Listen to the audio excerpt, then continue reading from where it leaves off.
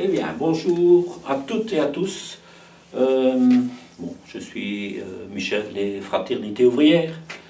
On se trouve actuellement, non pas au jardin d'Albec, mais ici chez moi, dans la serre. Bon, nous sommes à la dernière décade du mois de janvier. Bon, et la météo est encore bien froide. On a ici eu deux périodes de gel juste après la Noël et Nouvel An. Et bon, aujourd'hui c'est un peu plus clément. On a combien ici dans la serre? Voilà, j'ai 3 degrés à l'intérieur de la serre. Donc on est un peu une période hors gel pour l'instant. Alors je ne vais pas vous montrer les premiers semis parce que je trouve que c'était encore un peu tôt. Moi personnellement, je vais attendre jusqu'au début février ou mi-février même pour commencer mes semis, mes premiers semis peut-être de poireaux, peut-être les premières laitues aussi. Tout ça, rien ne presse pour l'instant. Donc ici dans la serre, je vais un peu vous montrer ça tout à l'heure. Ici on va peut-être un peu passer un coup de caméra sur ce que j'ai en serre. Bon, ce sont des plantes plutôt qui ont été plantées avant l'hiver et qui vivotent pour l'instant. Et le coup de démarrage va vraiment se faire à partir de février. Donc je vais dire même mi-février. Mais déjà maintenant, lorsqu'on a des périodes ensoleillées, la température dans la serre monte jusqu'à une dizaine de degrés. Et voilà, on voit que les petits cœurs de laitue commencent à se développer. Les scaroles et endives frisées également. Donc voilà, ça attend un peu les beaux jours. Alors je me suis dit, bon, qu'est-ce que je pourrais peut-être bien faire aujourd'hui?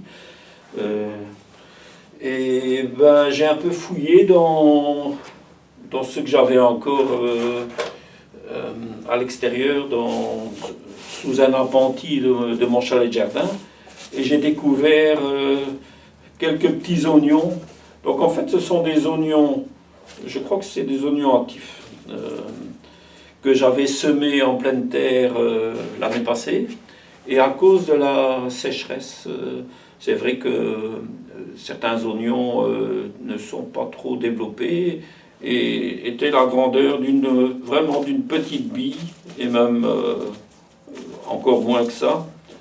Et je vais un peu vous montrer ça, ici, voilà.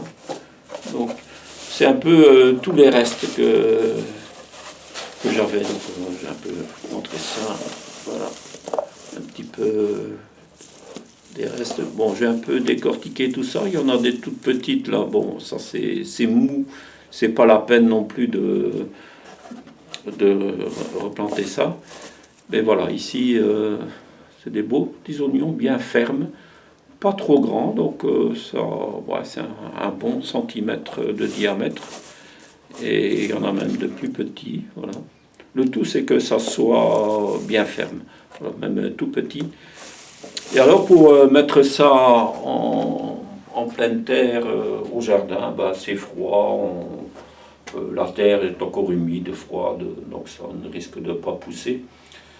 Et je me suis dit, tiens, au lieu de les perdre, je vais tenter une petite expérience et je vais les mettre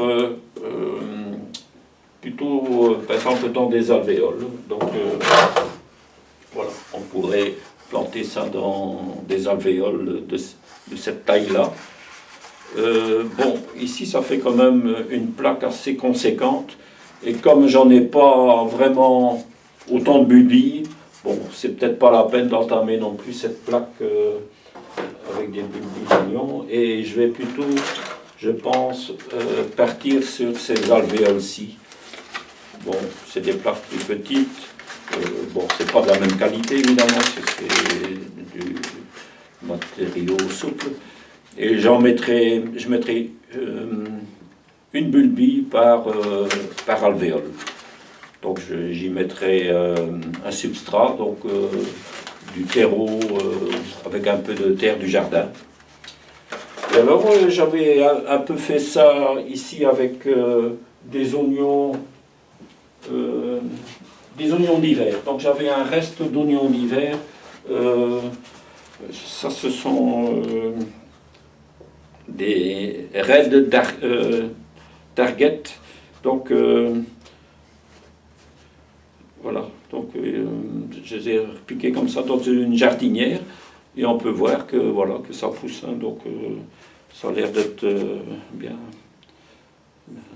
Voilà, ça a l'air d'être bien en végétation. Il y a même encore des petits qui poussent ici. Donc,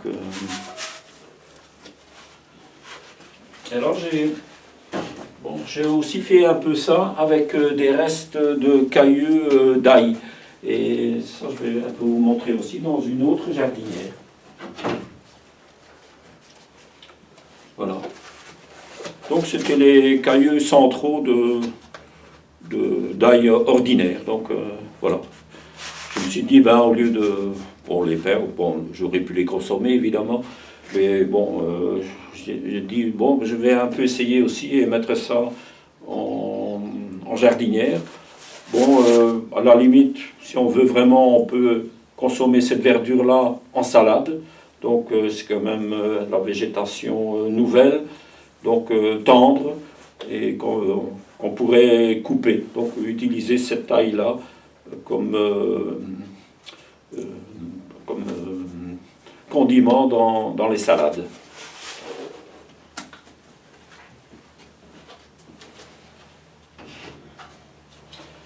Alors, je vais aussi vous montrer mes plantes d'asperges. Donc ici, c'est une petite partie de ce que j'ai. Et ce sont des asperges vertes. Voilà, des griffes que j'ai semées en 2021 et que j'ai repiquées en 2022 en godets. Et en 2023, ces godets-là vont être... ces plantes-là, je vais les dépoter bien sûr, je vais les mettre au jardin d'Albec. Donc on va se faire une nouvelle aspergerie. Donc au total, j'ai environ une quarantaine de pieds d'asperges. Alors, je vais peut-être un peu vous montrer ça d'un peu plus près. Et je vous repasserai ça peut-être de plus près à la caméra lorsqu'on visitera le contenu de la serre. Mais voilà, on peut déjà voir que ici, voilà, on peut voir le pied, là, la griffe qui est enterrée dans le pot. Ici, ce sont les anciennes végétations qui sèchent, donc c'est normal. Donc d'ici la fin de l'hiver, ben voilà, ça pourrait sécher complètement. Et comme il y a déjà eu quelques jours de beau temps, je les avais laissés en serre, et on peut voir déjà de nouvelles tiges qui sortent. Donc en voilà une. Ça, c'est une ancienne tige de l'année passée qui est encore restée verte. Et je vais vous montrer d'autres. Voilà. Donc c'est pas... Voilà, ici aussi. Voilà, on peut voir aussi des nouvelles asperges qui germent. Donc tout ça, ça va disparaître. Ici, les anciennes végétations. Et tout va redémarrer du pied. Alors, comment j'ai fait pour les conserver? Donc j'avais plusieurs options. Soit que je les plantais directement, l'année passée, j'aurais pu les planter directement dans le sol, donc en pleine terre. Mais bon, par le passé, j'ai déjà fait ça et l'expérience a été peu concluante. Parce que, comme je viens de vous dire, toute cette végétation disparaît. Et alors, au printemps, c'est très difficile à repérer où se trouvent les pieds d'asperges. Et souvent, si on a un terrain pas très propre, que les mauvaises herbes peuvent prendre le dessus et étouffer ces griffes et ces jeunes tiges qui vont pousser, ben, on risque de ne plus les retrouver.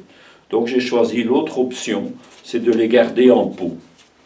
Donc comme ça, en pot, j'aurais pu aussi les enterrer tels quels, avec le pot dans le sol, pour dire de garder un peu la touffe hors gel. Parce qu'il faut bien se dire que ces petites tiges-là sont quand même assez sensibles à leur gelée et pourraient geler même en serre. Ici, j'ai eu des -5, donc c'est une serre en verre. Bon, une serre en verre chauffe très vite, mais elle se refroidit aussi pas mal la nuit. Donc j'ai préféré les garder en pot, et lorsqu'ils gèlent très fort, je les mets chez moi. J'ai un petit atelier avec de l'outillage, et j'ai un petit endroit où je peux placer. J'ai à peu près 3 bacs comme ça voilà, des bacs ainsi remplis de pots. Et voilà, quand ils gèlent fort, je les mets à l'abri, donc hors gel. Et quand il fait meilleur, donc ici, si les températures continuent à être positives, je viendrai le remettre ici en serre pour dire de reprendre un peu de lumière, et pour que ces petites tiges d'asperges peuvent commencer à pousser. Voilà, je crois que c'est à peu près tout qu'on peut faire en ce moment. Donc mon activité ici, ça sera de remplir ceci d'un substrat et de venir planter ces bulbilles, voilà, un à un, dans chaque alvéole, une bulbille. Et ainsi, ils peuvent déjà pousser en serre, germer, comme je vous ai montré dans les jardinières. Et par la suite, je vais les repiquer au jardin, une fois que les températures sont devenues plus agréables. Donc, ça sera probablement au mois de mars, pas avant. Et là, je les repiquerai un peu sur une légère butte, comme je fais habituellement, et les espacer. Et je vais voir si ces bulbilles vont donner plus tôt. Je crois que c'est des oignons actifs. Donc il y a des rouges et il y avait des blancs aussi. Il y avait des Stuttgart, je pense. Et là, ça doit être des Brunswick. Donc je ne suis pas sûr que c'est des variétés actives. Mais on fera l'expérience. Et ça ne coûte pas grand-chose. Un peu de substrat. Et voilà. Et comme ça, on se refait un peu la main pour attaquer le jardin. Donc, tout doucement, on se remet en route, et voilà, on va refaire un peu d'exercice.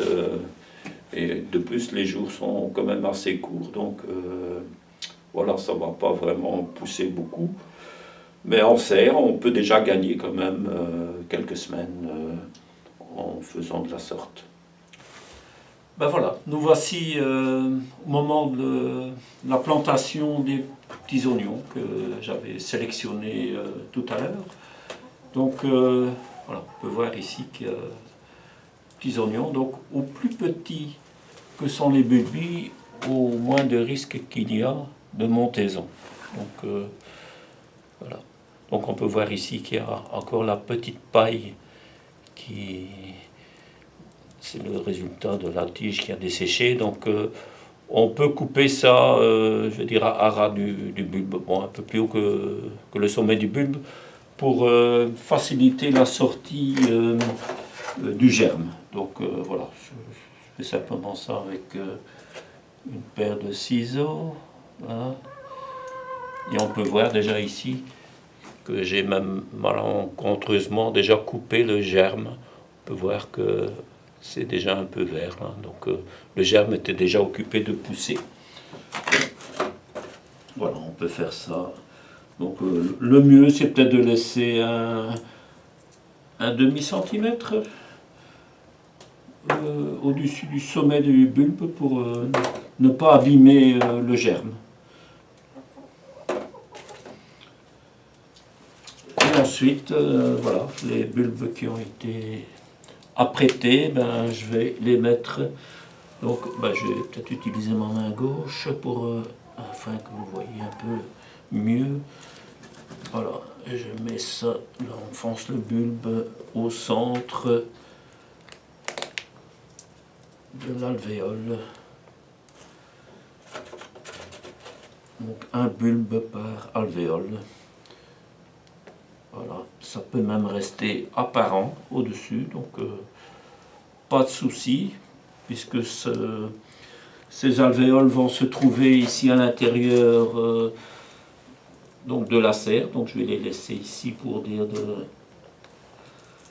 que ça germe. Donc pas à l'intérieur de la maison, c'est pas utile. De toute façon, ça germera au moment voulu. Voilà.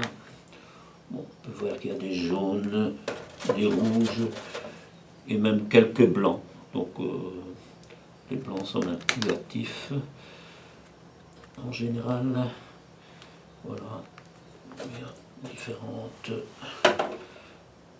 couleurs. Voilà, déjà une plaque entièrement garnie. Voilà, je peux vous montrer ça. Voilà. Donc je vais faire pareil. Donc avec celle-ci.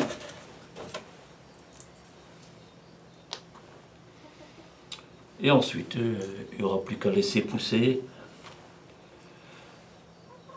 Et au moment voulu, bon, quand il y aura...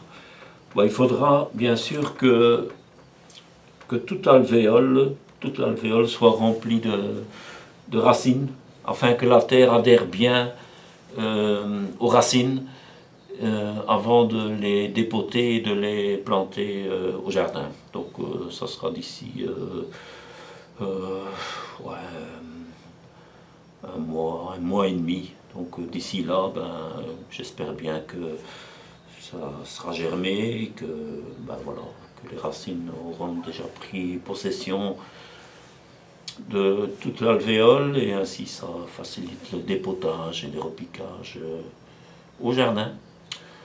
On pourrait aussi les mettre en serre, mais bon, ici, le but, comme j'ai déjà des oignons ici en serre, je vais plutôt mettre ça en pleine terre.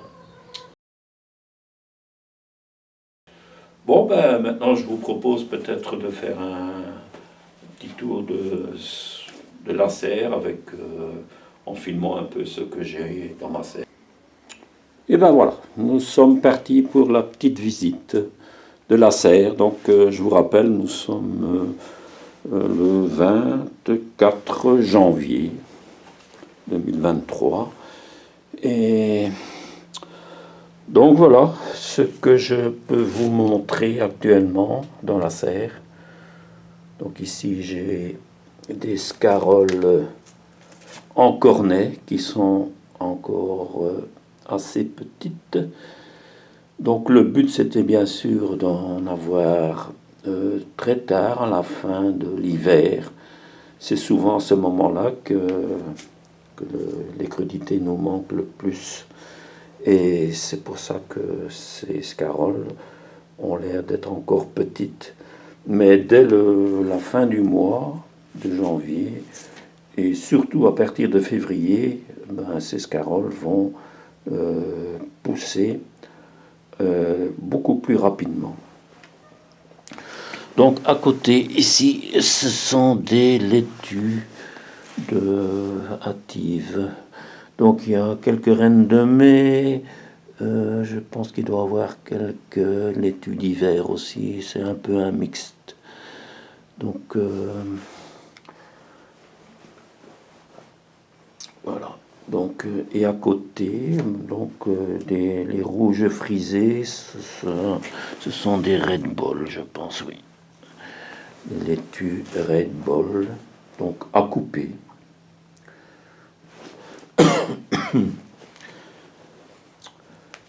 Ici à côté, ce sont des laitues d'hiver, donc la variété Val d'Orge. Donc ça, c'est vraiment la laitue qui va se paumer, qui va paumer ici à partir de février jusqu'au mois de mars.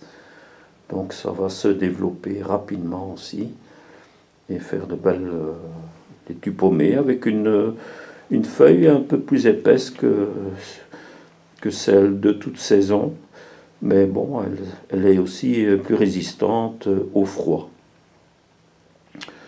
Bon, ici j'ai mis quelques lignes d'oignons. Je pense que ça doit être des oignons Elodie. Et j'ai aussi mis de la cébette. Je pense que ça doit être là-bas au bout. Voilà, ça doit être la cébette qui se trouve en bout de ligne. À côté, j'avais fait un semis de mâche qui n'avait pas trop réussi. Voilà. Donc, on peut voir quelques plantes adultes maintenant. Et je suis venu repiquer de la mâche par la suite. Donc la variété vite, je pense. Donc c'est une petite feuille que j'avais semée en godet et que j'ai repiqué ici en cours d'hiver pour libérer les godets. Donc ça, en principe, ça devrait encore donner d'ici le fin février, je pense. Ça devrait être bon. Bon, ici, ce sont mes oignons d'hiver. C'est un peu... ils sont à l'état... ça pousse, hein, mais voilà, ça attend aussi un peu plus de chaleur pour continuer à grandir. Bon, quelques endives frisées aussi. Et alors aussi des scaroles, c'est quoi là c'est les frisés de Meaux. Et ici ça doit être encore des scaroles en cornet, je pense. Cornet d'Anjou ou de Bordeaux, je ne sais plus très bien. Donc c'est quand même une scarole intéressante parce qu'elle pousse vraiment à la fin de l'hiver et ça donne de très très belles pommes. Ça toujours un peu... c'est une scarole, c'est une chicorée, donc toujours un peu un goût amer, mais un petit goût amer. Mais comme la pomme est assez serrée, le cœur est jaune-blanc, donc vraiment tendre et en plus beaucoup moins amer. Voilà, j'ai déjà un peu récolté à gauche à droite les plus grandes endives frisées. Voilà, on voit que ça pousse. Il y en a aussi quelques-unes qui ont un peu pourri, probablement peut-être prises par le froid ou trop enterrées. Et ça peut arriver qu'un pied pourrisse. Alors ici, on peut voir que j'ai de la ciboulette chinoise qui commence à repousser.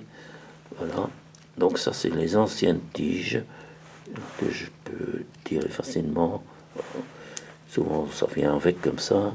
Voilà. On peut voir ici. Voilà, ça vient tout seul. Voilà. Donc, toutes ces nouvelles pousses, ce sera aussi pour le printemps.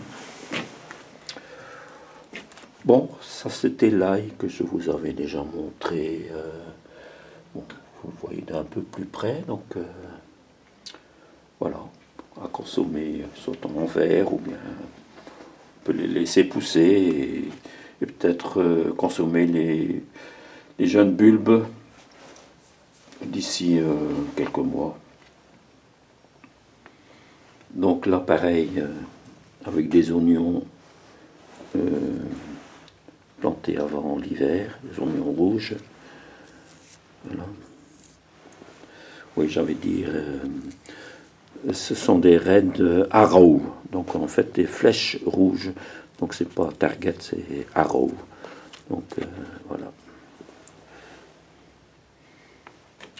Voilà, ici les asperges. Donc ici on peut voir aussi, voilà, des jeunes pousses d'asperges là. Voilà, ici un peu plus grand. Voilà, là aussi, on peut voir de jeunes pousses. Donc tout ça, ça va bien démarrer pour le printemps et planter à la fin du printemps. Bon, ben, j'ai quand même aussi un peu de persil là, qu'on récolte au fur et à mesure. Bon, voilà, on peut voir que des tiges qui ont été un peu, voilà, on a cueilli, donc il suffit d'enlever un peu tout ça ici, d'ici, quand le cœur va redémarrer, donc à partir de là, ben, on va enlever tout ce qui est un peu abîmé et qui n'est plus très beau. Voilà. Bon, ben voilà, donc bon, ici un pied de céleri aussi pour dire d'avoir des feuilles pour mettre dans la soupe. Ben voilà, donc j'insiste souvent là-dessus, mais une serre ne doit pas rester vide l'hiver. Et bon, on a l'impression qu'on ne sait pas vraiment manger beaucoup de choses l'hiver. Bon, c'est pas vraiment vrai puisque j'ai déjà récolté des endives. Et d'ici un mois, ben là, ça sera vraiment la pleine pousse de toutes ces plantes qui ont été placées avant l'hiver et qui vont donner leur feuillage et voilà, qui vont nous régaler et remplir nos assiettes. Ben voilà, je vous dis à bientôt et voilà, et bonne continuation et bon début dans votre jardin. La belle saison approche, donc préparez-vous. Et voilà, on peut faire le tri aussi de ces semences et se réapprovisionner pour bien démarrer à temps la saison 2023. Voilà, à bientôt.